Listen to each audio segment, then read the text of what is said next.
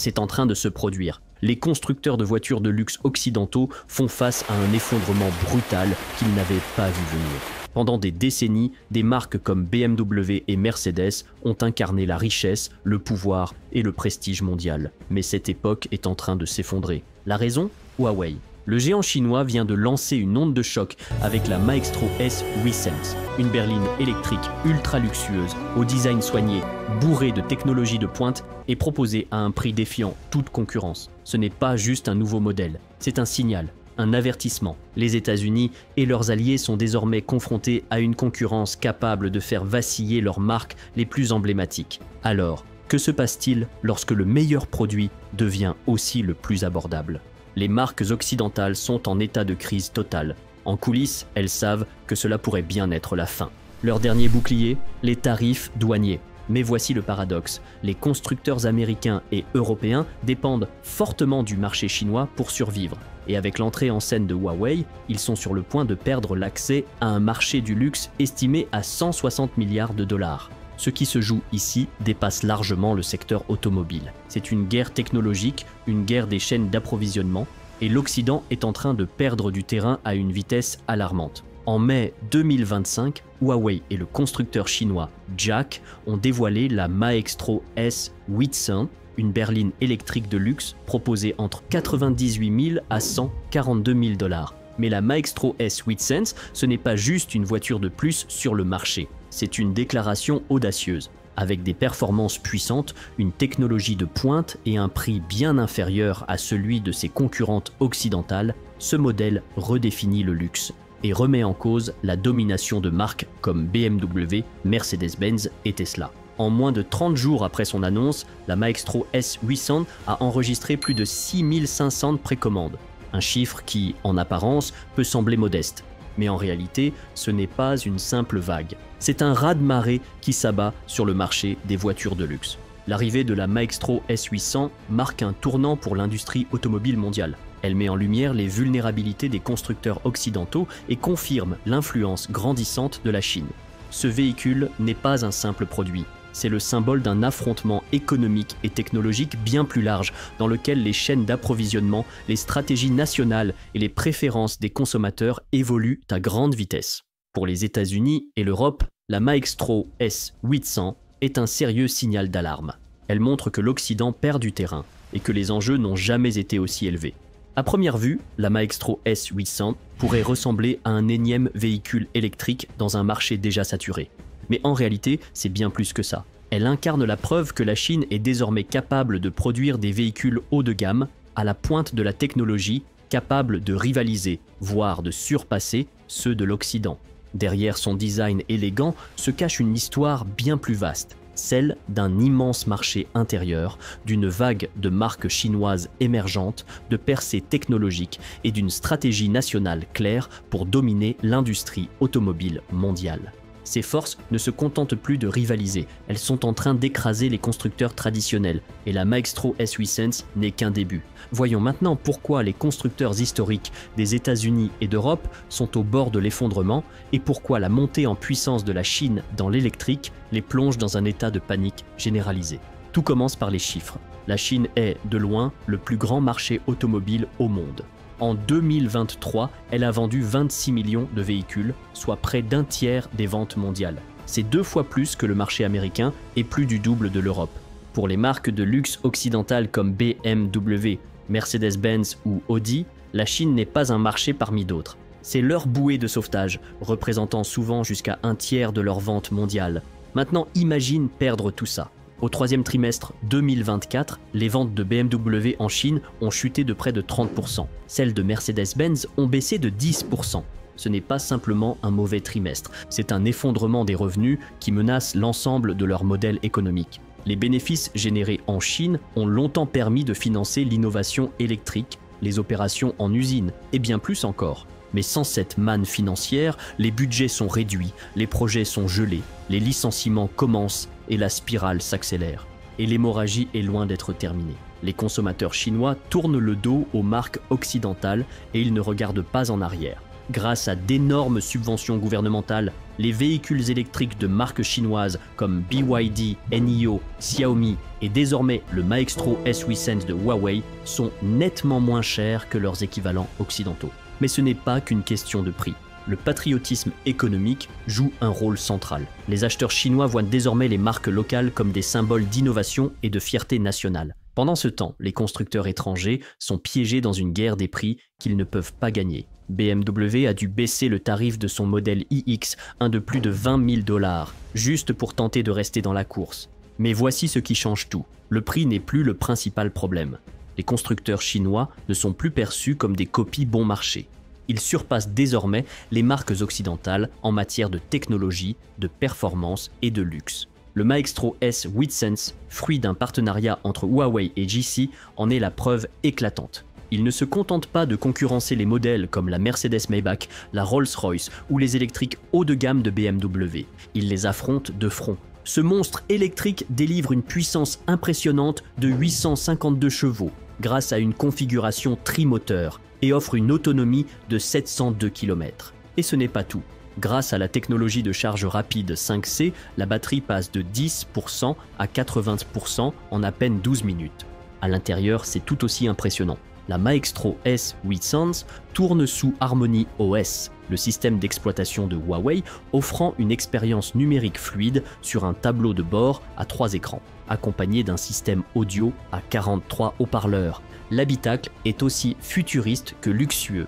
On y trouve des sièges à gravité zéro, un plafond étoilé et des matériaux haut de gamme qui rivalisent sans complexe avec ceux des meilleures berlines européennes. Les critiques comparent déjà la Maestro S800 à des modèles comme la Maybach S680 ou les Rolls-Royce, non seulement pour son design et ses performances, mais aussi pour son niveau de finition. Et voici le coup de grâce. Tandis que la Maybach S680 coûte environ 416 000 $, la Maestro S800 démarre à moins d'un quart de ce prix.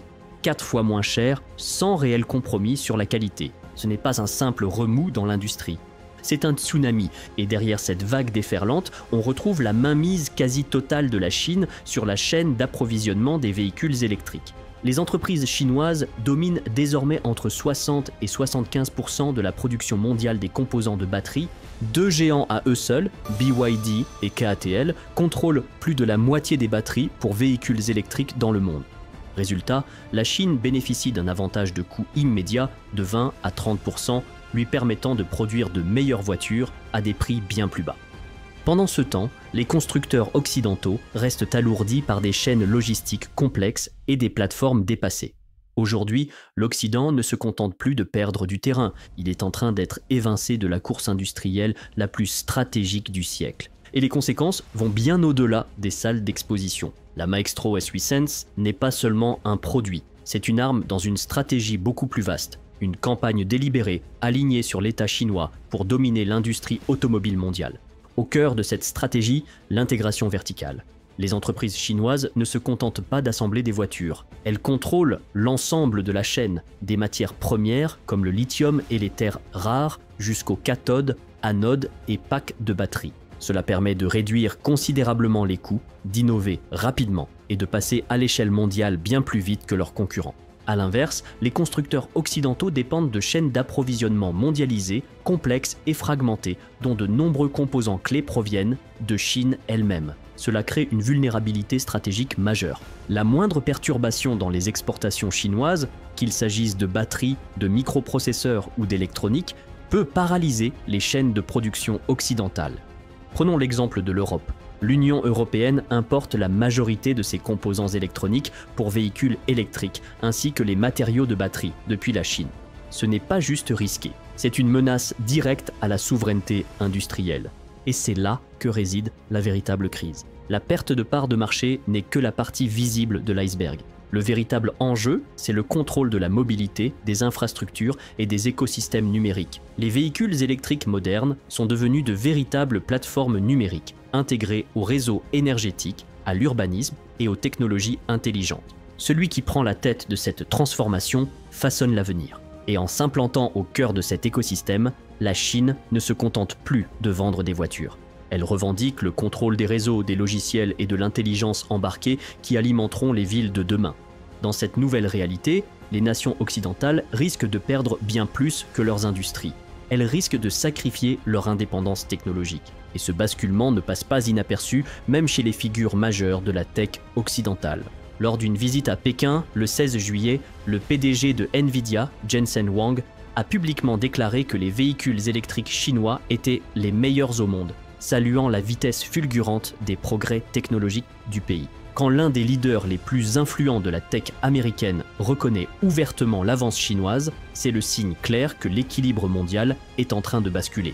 Mais les constructeurs chinois ne comptent pas se limiter à leur marché domestique. Ils partent à la conquête du monde. En Europe, BYD a dépassé Tesla en avril 2025 avec 7231 véhicules livrés contre 7165 pour son rival américain. Et cela malgré des droits de douane européens allant jusqu'à 45% sur les importations de véhicules électriques chinois destinés à protéger l'industrie locale. Mais ces barrières n'ont pas suffi. Les véhicules chinois représentent désormais près de 6% du marché européen, soit le double de leur part d'il y a quelques années. Et la stratégie s'accélère. Les marques chinoises investissent massivement dans la production locale pour contourner les tarifs et gagner en légitimité. BYD, par exemple, est en train de construire des usines en Hongrie, ce qui lui permettra de produire directement en Europe et d'éviter les restrictions à l'importation. Et ces choix stratégiques portent leurs fruits. Les modèles de BYD sur le marché européen affichent des marges de 92 à 112%, des niveaux de rentabilité que les constructeurs occidentaux n'osent même plus espérer. Pendant ce temps, les marques occidentales s'enfoncent. Les immatriculations de Tesla dans l'Union européenne ont chuté de 45% en un an et les marques de luxe traditionnelles comme BMW et Mercedes-Benz voient leurs marges fondre. Cette combinaison de coûts élevés, d'innovation en retard et de dépendance à la technologie thermique place aujourd'hui les constructeurs occidentaux en position de faiblesse. Huawei, en particulier, joue un rôle clé dans la stratégie de Pékin. Connu pour sa domination dans les télécommunications, le groupe met désormais son expertise logicielle et connectée au service de l'automobile.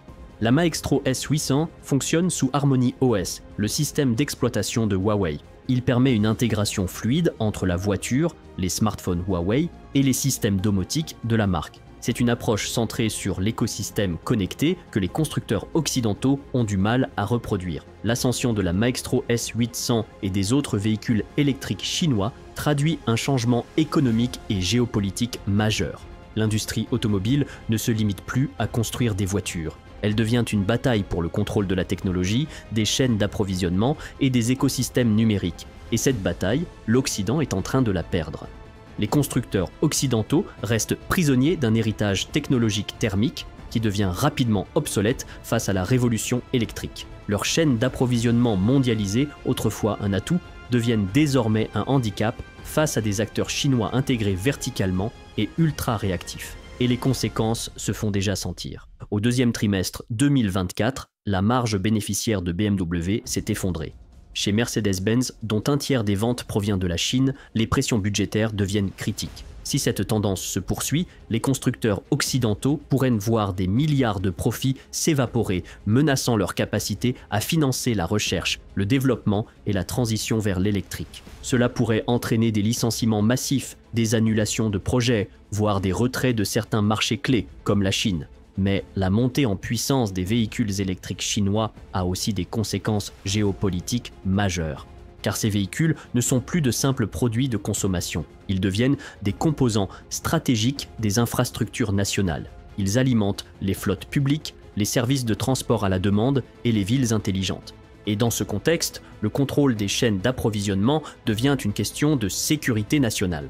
La domination de la Chine sur la production de batteries, de microprocesseurs et d'infrastructures de recharge lui confère un levier de puissance considérable. En cas de crise, les pays occidentaux pourraient se retrouver dépendants de fournisseurs chinois pour des composants absolument essentiels, mettant en péril leur autonomie stratégique. Face à ce constat, les gouvernements occidentaux ont tenté de réagir. Droits de douane, restrictions commerciales, barrières non tarifaires. Mais jusqu'à présent, ces mesures ont eu peu d'effets réels. Et pendant ce temps, la Maestro S800 continue de changer la perception même de ce qu'est une voiture de luxe. Les jeunes acheteurs, en particulier les millénials et la génération Z, ne recherchent plus seulement le prestige d'un logo, ils veulent de la connectivité, de l'autonomie et surtout du rapport qualité-prix. Et c'est exactement ce que la S8 leur offre, un véhicule ultra technologique aux performances élevées à un prix bien inférieur à celui de ses concurrentes occidentales. Avec des fonctionnalités comme le contrôle gestuel, un plafond étoilé et une intégration totale avec l'écosystème Huawei, la S800 incarne une vision moderne, tournée vers l'avenir. Face à cela, les marques de luxe occidentales restent accrochées à des valeurs comme l'héritage ou la raffinerie traditionnelle. Mais ces atouts perdent de leur pouvoir de séduction. Car si une Maestro S800 offre plus de technologie, plus de performance, et cela pour la moitié du prix d'une Mercedes Maybach, alors pourquoi payer plus cher juste pour un blason? Ce changement de mentalité des consommateurs est une menace de long terme pour les marques occidentales. Le reverser pourrait prendre des décennies. La Maestro S800, ce n'est pas juste une voiture. C'est le symbole d'un monde où les États-Unis et l'Union européenne sont en train de perdre le contrôle de l'avenir technologique, industriel et économique. Et si cette tendance se confirme, ils ne perdront pas seulement des parts de marché, ils risquent de perdre leur souveraineté économique. Alors, selon vous, l'Occident peut-il encore rattraper son retard? Dites-le nous en commentaire. Et si vous voulez d'autres analyses en profondeur comme celle-ci, abonnez-vous dès maintenant.